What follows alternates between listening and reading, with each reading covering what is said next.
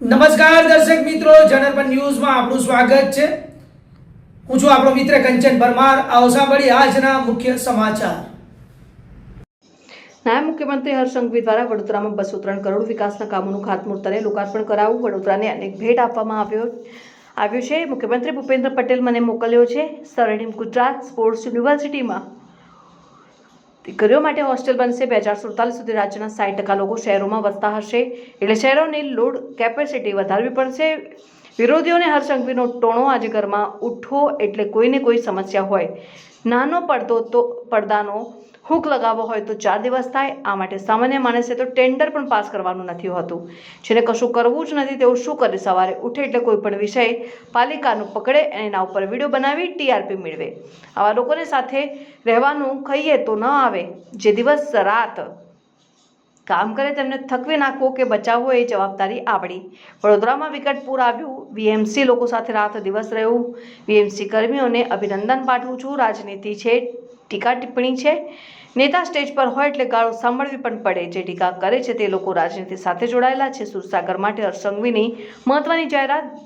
દૈનિક શિવ પ્રતિમાની આરતી થશે. દૈનિક ઇન્ટરનેશનલ લેવલે ફાઉન્ડેશન શો થશે. 3D મેપિંગ શો કરવામાં આવશે. ટુરિસ્ટ વિભાગ અને વીએમસીને ફંડ જાહેર. 40 કરોડનું ફંડ જાહેર કરાવું. તમને આવા લોકો મળશે, પણ સમાજના રખવાલા તરીકે આપણે સૌએ નક્કી કરવાનું છે કે જે વ્યક્તિ માત્ર ને માત્ર આ પ્રકારની વાતો કે એક નાની સમસ્યા, હમણાં કચરો નાખી લઈએ કોઈ અને બીજી મિનિટે તમે કોઈ ફોટો પાડી લો, તેનો મતલબ એ થઈ ગયું કે આખી મહાનગરપાલિકા કામ જ નથી કરતી.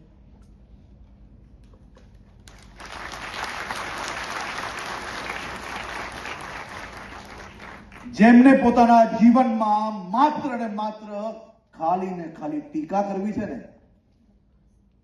એવા લોકો તમારી પાસે, તમારી સામે નજરે આવે ને ત્યારે ખાલી એક કામ આપવાનું, એક કામ માત્ર આપવાનું અને કહેવાનું કે ચલ ભાઈ તું આવ, આમાં સાથે નાનો નિકાલ લાવ. કહેવાય કે ના કહેવાય?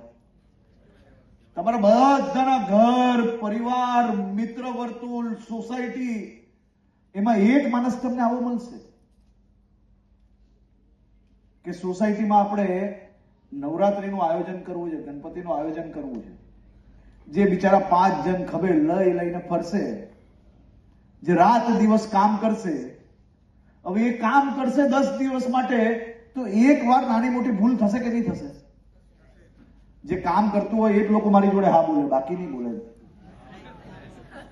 અને દરેક સોસાયટીમાં એક માણસ એવો હશે કે નહીં કે જે 10 દિવસમાં રાત જોઈ કે આ માણસ આ ક્યારે ચૂકે અને હું ક્યારે બોલું, એવો મળશે કે નહીં મળે? મળશે કે નહીં મળે? મને ખાલી એટલું કહો, દિલથી કહો. આજે હું દિલથી પૂછવા આવ્યો છું.